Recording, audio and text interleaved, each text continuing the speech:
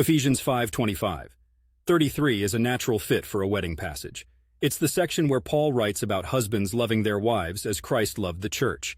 Here, let me break it down for you. Husbands, love your wives, just as Christ loved the church and gave himself up for her to make her holy, cleansing her by the washing with water through the word, and to present her to himself as a radiant church, without stain or wrinkle or any other blemish, but holy and blameless. In this same way, husbands ought to love their wives as their own bodies. He who loves his wife loves himself.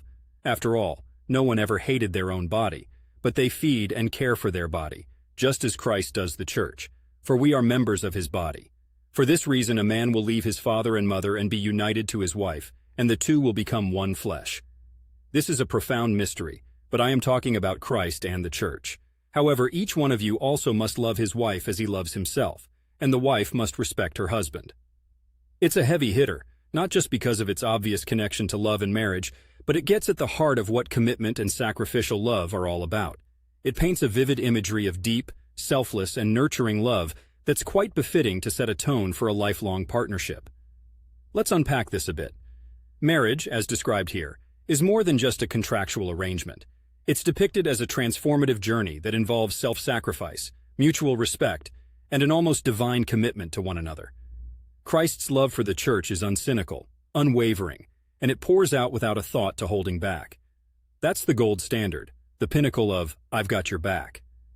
Here in Portland, Oregon, where the rain often insists on being a part of any outdoor celebration, we see folks come together and make the best of it.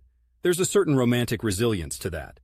It seems to echo this idea of love that shines brightest, not in sunny perfection, but in the midst of life's unpredictable storms. Now, I'm not saying everyone has to be religious or even Christian to appreciate the sentiment here.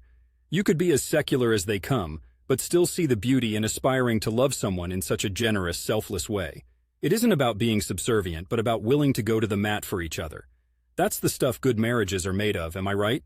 Whether you're getting married in a church, in a forest clearing in the PNW, or in some unconventional Portland place, this verse follows you. It challenges you to not just stick around when things are easy, but to dig deep and be the partner that someone can lean on when the going gets tough. It sounds like ambitious stuff because it is.